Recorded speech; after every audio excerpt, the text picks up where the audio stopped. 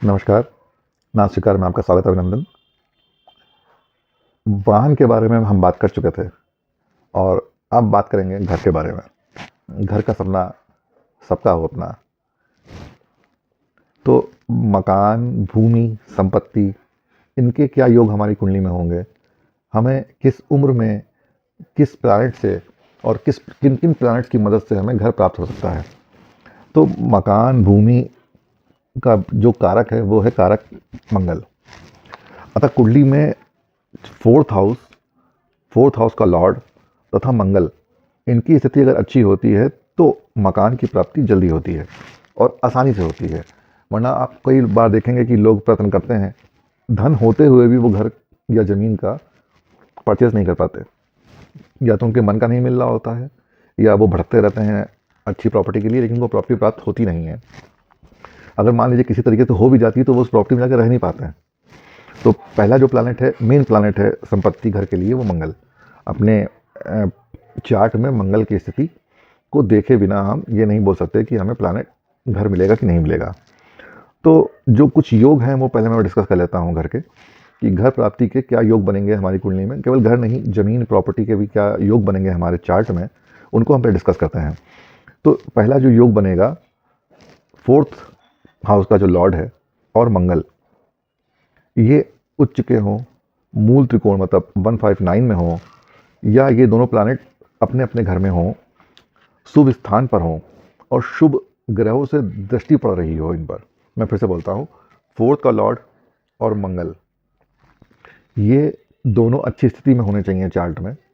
Fourth का Lord केंद्र में हो, त्रिकोण में हो, केंद्र 1479, त्रिकोण 159, अपनी राशि में हो, और यही सेम स्थिति मंगल के लिए, मंगल केंद्र में हो या मूल त्रिकोण में हो अथवा अच्छी राशि में हो और शुभ ग्रहों से दृष्ट हो, तब इस स्थिति में व्यक्ति आसानी से प्रॉपर्टी का लाभ प्राप्त करता है अथवा बहु प्रॉपर्टी मतलब मल्टीपल प्रॉपर्टीज से लाभ पाता है। फोर्थ हाउस और 10th हाउस का अगर संबंध बन रहा हो, मतलब फोर्थ लॉर्ड या 10th लॉर्ड का संबंध बन रहा हो, आपस में एक दूसरे एक्सचेंज हो रहा हो या एक दूसरे के साथ में हो, और साथ में ही मंगल की दृष्टि पड़ रही हो और मंगल अच्छी स्थिति में हो, मैं ये नहीं कहता कि बहुत अच्छी स्थिति में उच्च का हो, लेकिन मंगल की दृष्टि पड़ रही हो, तो भू संपत्ति का व्यक्ति अर्जित करता है अपने कर्म के द्वारा।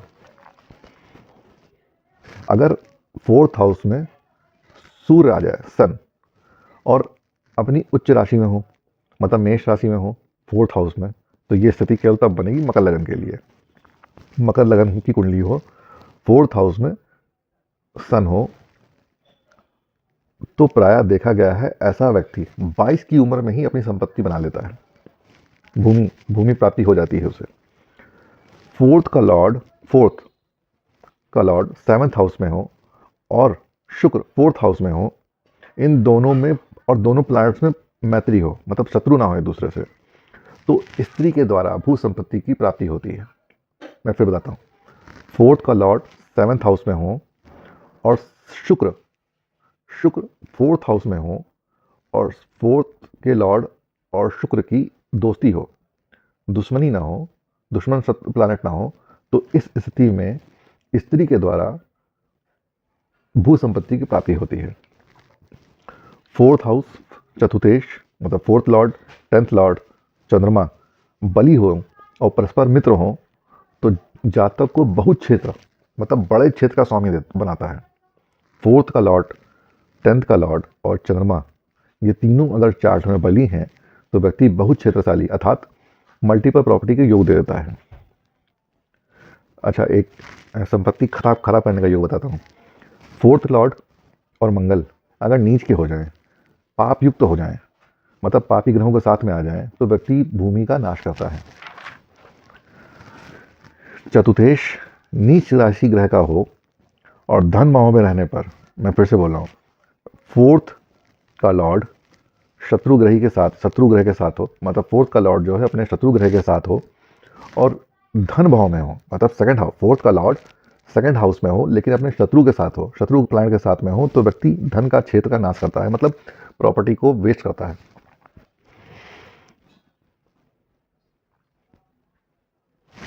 फोर्थ का लॉर्ड अगर गुरु के साथ है तो वो आपको भूमि प्रदान कर देगा। जल्दी प्रदान कर देगा। इसके अतिरिक्त ये जो कुछ मल्टीपल मैंने योग बताए आपको, इसके अतिरिक्त भी बहुत सारे योग हैं। जैसे फोर्थ लॉ, जहाँ भी आपका फोर्थ लॉर्ड जिस भी प्लैनेट के साथ में कंबाइंड हो रहा हो या परस्पर मैत्री रख रहा हो, अगर फ्रेंड के साथ है, अपने मित्र प्लैनेट के साथ में है, तब तो आपको जल्दी लाभ दे देगा। अगर शत्रु के साथ बैठा हो तो दिक्कत देगा। अच्छा, घर के योगों में कुछ योग ये भी आते हैं कि इनके अतिरिक्त क्या कौन से प्लैनेट हैं जो इन योगों के, अगर मान लीजिए इसमें कोई भी योग नहीं है हमारे में, तो उसके अतिरिक्त कैसे कैसे घर के क्या योग, कौन से प्लैनेट हमको कैसे दे सकते हैं। तो मंगल चंद्रमा जितना मजबूत होगा और शनि इनको मदद कर दे, मतलब शनि इनको देख ले, उतना तो घर मिलने में उतनी आसानी होती है। मतलब हमें 3 प्लैनेट चाहिए घर के लिए। पहला तो चंद्रमा, दूसरा मंगल जो कंपल्सरी है, भूमि का कारक ही मंगल है, तीसरा शनि। तो फोर्थ हाउस के लिए फोर्थ हाउस जितना मजबूत होगा, उतना बड़ा घर, जितने प्लैनेट उस फोर्थ हाउस को सपोर्ट कर रहे होंगे, उतने ज़्यादा घर आपको दे देगा। चंद्रमा मंगल फोर्थ हाउस अगर कमज़ोर हैं तो घर मिलने में दिक्कत आती है।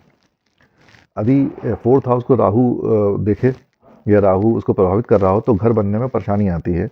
यदि घर बन भी गया हो तो ऐसा व्यक्ति उस घर में रह नहीं पाता। घर कितना बड़ा होगा, उसके अंदर क्या लग्जरी होंगी, वो आपका शुक्र दिखाएगा।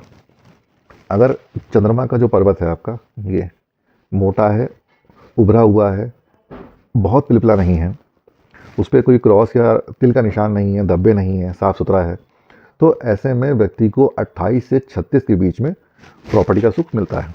व्यक्ति ज़मीन खरीदता है या मकान खरीदता है। निचला मंगल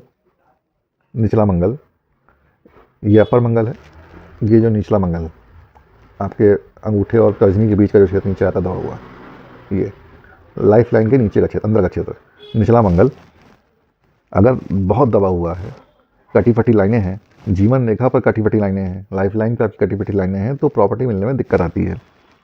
अगर एक आपने लाइफ लाइन देखी होगी ना, गोलाकार होकर नीचे आती है, थोड़ा सा घूम के नीचे आती है, लेकिन कई लोगों के हाथ में देखा है कि लाइफ लाइन बिल्कुल सीधे नीचे आती है, एकदम सीधी लाइन की तरह। ऐसे में प्रॉपर्टी मिलने का योग कम हो जाता है अथवा होता ही नहीं है।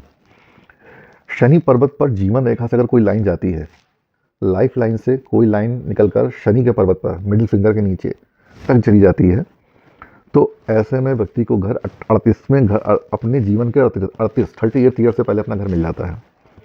यदि मंगल नीच का हो और मंगल राहु से प्रभावित हो तो घर पसंद का नहीं होता, आपको कंप्रोमाइज़ करने पड़ते हैं घर लेने में। अगर चंद्रमा कमज़ोर है तो ये स्थिति आपको अपने चंद्रमा को टच करने के लिए भी देखिए कि अगर चंद्रमा कमज़ोर है तो आपको अपने माता पिता, जहाँ तक देखा गया है कि पति अथवा पत्नी और बच्चों से भी घर बनाने में सहयोग नहीं मिलता, आपको वो घर सब अपने कर्म से ही बनाना पड़ता है। इसके अतिरिक्त खराब चंद्रमा भी आपको मनचाही जगह पर घर नहीं बनाए देगा, और जो अगर चंद्रमा खराब होगा तो आपके घर की नींव भी कमज़ोर होती है। अथवा आप ऐसी जगह प्रॉपर्टी खरीदते हैं जहां आपके घर के ठीक बाहर गंदी नाली होती है और उससे नाली से गंदा पानी बहता हुआ रहता है हमेशा। और चंद्रमा खराब होने पर प्रॉपर्टी अगर मिल जाती है तो उस घर में शांति का अनुभव आपको कभी नहीं होगा। अच्छा, इसके अतिरिक्त राहु का अगर चंद्रमा और मंगल पर प्रभाव हो तो ऐसा व्यक्ति का घर बन पाना मुश्किल होता है। शनि अच्छा हो और राहु खराब हो तो आप घर तो ले लेंगे लेकिन उस घर में रह नहीं पाएंगे। इस स्थिति में व्यक्ति अपने घर में नहीं रह पाता। अच्छा, ये तो कुछ योग और मैंने कुछ ग्रहों प्लैनेट के बारे में बताया कि घर को कैसे प्रभावित करते हैं आपके। चलते चलते एक और योग है जिसके बारे में बात करते हैं, बृहस्पति। अगर आपकी कुंडली में बृहस्पति अच्छी स्थिति में है तो यह बृहस्पति आपकी पैतृक संपत्ति में आपको परेशानियां देता है। और बृहस्पति और केतु की विशेष स्थिति जैसी कि एक दूसरे से 1 4 7 10 अथवा 1 5 9 केंद्र में या त्रिकोण में हो अथवा साथ में हो, दृष्टि संबंध में हो, तो ऐसे व्यक्ति को ना अपनी पैतृक संपत्ति का इस्तेमाल नहीं करना चाहिए। व्यक्ति लेकिन क्या जो अब आप बोलोगे कि सर भैया पैतृक संपत्ति का क्या किया जाए, अगर मिल रही है तो इस संपत्ति का यूज़ अपनी प्रॉपर्टी में मत करिए। इसको संचित कर सकते हैं आप अलग तरीके से, पर अपने घर बनाने में अपने ही धन का प्रयोग करें। और इसके अतिरिक्त ये तो हो गई प्लैनेट्स की बात कि बृहस्पति अच्छा हो तो पैतृक संपत्ति या अपने माता पिता के अर्जित धन से अपना घर न बनाए अपने ही, क्योंकि बृहस्पति आपको खाली रहने देगा भी नहीं। वो आपको इतना बल दे देगा, इतना धन दे देगा कि आप स्वयं अपने घर का निर्माण कर सकेंगे और आपको किसी से कोई लाभ लेने की आवश्यकता भी नहीं पड़ेगी। बृहस्पति अच्छा प्लैनेट है, लेकिन साथ में अहंकार भी देता है, झुक नहीं पाता व्यक्ति। आशा करता हूँ घर के विषय में ये योग और प्लैनेट के कारक तत्व आपको सहयोग करेंगे और इस ज्ञान से आप ये संभावनाएं निकल आएंगी कि आपको घर मिलेगा अथवा नहीं मिलेगा। और मेरी तो सबके लिए यही विशेष है कि आप सबको घर मिले, अच्छा वाहन मिले। और इसी आशा के साथ इस चैनल को सब्सक्राइब कीजिए, शेयर कीजिए। चलता हूँ, नमस्कार।